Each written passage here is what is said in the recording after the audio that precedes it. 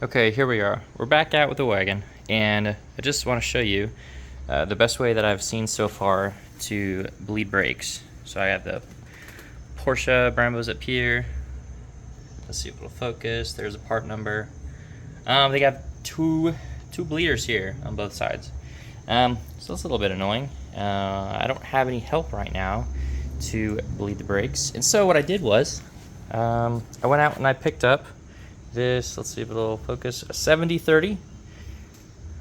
Got it off Amazon. This fits the top. Let's see if I can sit that down for a sec. And here's the unit. It is by Motive. It's a power bleeder. So you basically just put your fluid in here.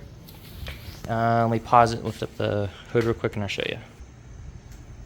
Okay, so as you can see, here's your reservoir, here's the cap. It's a very tight fit, but it fits it perfectly. So you put your fluid in here, you take this off, you put the cap on, close it, pressurize it, get it to 15 psi, make sure it sits there and holds nicely, I don't know, 10-15 minutes.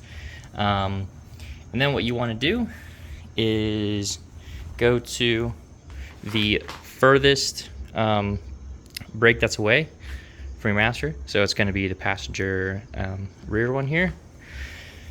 As you can see, I was tired of that rusty brake caliper look, so I decided to take these off and paint them. This is like 650 degree engine paint, and it holds it pretty well. I like it, it's good stuff. So yeah, you want to make sure it's pressurized and there's enough fluid in. Go ahead and crack this and it'll bleed out. You'll see all the air coming out of it. And you just want to make sure that I just set the thing up here, but you just want to make sure that this stays at 15 psi the whole time, which it will. Here's the box for it, and some .4, because why not. And yeah, it's that easy. Then you just work your way around the vehicle. And then here's what I managed to get out. As you can see, it's this old nasty fluid, and this fits perfect onto it. It's nice. It's the washer hose that originally came on the wagon, and it fits over the nipples perfectly. So yeah, it's not supposed to be yellow like this. Actually, you can probably see the bottom. It doesn't show up well on camera. Well, I guess it does. The bottom's nice and clear, and the top's all that gunky stuff. So yeah, you definitely want to do this. I have another wagon to do, so I got some practice on this one. Brakes feel much better now. I have no more booster, and I just took it for its first drive, and I didn't have great brakes, and it turns out that there was still air in, because I didn't leave it cracked open long enough for the system to bleed out. So make sure you do leave it cracked open for a good amount of time rather, and yeah, it'll bleed out great. So now I have a great feeling pedal, and also my clutch pedal feels amazing as well after this new setup here. So yeah, pretty happy with everything and how it came out. New throttle cable, new lines ran here to the proportioning valve, and just a whole bunch of little hoses. All these hoses have been replaced. Decided to move pretty sure the temp gauge that I had here is supposed to be at the upper hose, but whatever. I've noticed exactly the same temperatures since I've been running it. So yeah, that's nice. I still need to get a hose that goes from here to here, then from here over. So yeah, I gotta get that sorted out so I can have AC again. Power steering, I'm still trying to work out. I did pull this guy out, but as you can see, it's a straight sort of bracket, and the B16 head sits forward of the B20 block, so it's going to need a specific bracket for that. And then I still have my manual, this is a manual rack. I still need to put my power rack back into this. But yeah, it's all coming together good. I got my brakes back. The interior is all, I gotta step over this. Oh yeah, one more thing. Once you get this guy, you're gonna need to go ahead and get the fitting here and some hose. So the fitting I got is, stand by, let me go check it. Okay, so the packaging really didn't say. I just know it's 1/4 NPT threads. And then for the hose, this is what I used. Unfortunately, the inner diameter was from this stuff was too small, even though this is what I ended up using. I had to just heat the ends up just a little bit, and as you can see how tight it is. But I mean, it's holding well, so that's all that matters. But yeah, you're gonna need to go with a larger size hose than I did. This is just what I had laying around, and then I just used the fittings. This cap wasn't tight from the factory. It was leaking a little bit, so you're gonna need to go tighten that up. Oh, and I also took some time to organize a lot of my hardware better.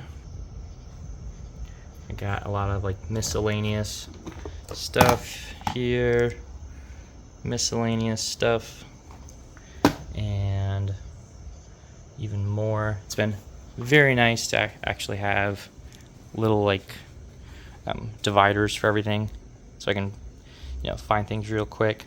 Oh yeah, one thing that I did is I took the old brackets from the first gen CRV. It's like the frame braces, I guess. Let's see if this will, yeah.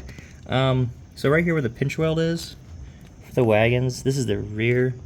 I just took these old frame braces, and the original hole that was right here in the factory sale was like these holes. Well, there's one right here, and actually fit up perfect for this bracket. So you just drill that one through, and then drill, once this one's in, use it as a template, and then drill this one. And then what I can do is get this all cleaned off and then have this even welded on, because what ended up happening is someone at one point jacked from here, and as you can see, it completely crumpled it, and it crumples into the floor. It's a very common problem that I see in a lot of wagons, is that the floors are like bubbled up. It's because people jack off the yes, they jack off the wrong spot. So you don't want to do that, because then and even on these, they're kind of flimsy, so they bend. So you definitely know you're not supposed to do that here. But yeah, I need to get that fixed. I have it kind of sanded down now to kind of see kind of where I'm at and figure out a game plan for this. I would like to get this plated and welded. So yeah, while you're down here, you can see how I have the CRV transmission there, and then the new Spicer U-joint here, which is just attached on, and it's running all the factory wagon stuff to the rear. Vibrant exhaust, a muffler, and then a vibrant cat there.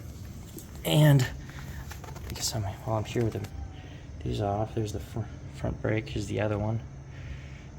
True Heart EF coilovers. Oh, the kitty's back. What are you doing, Pippin?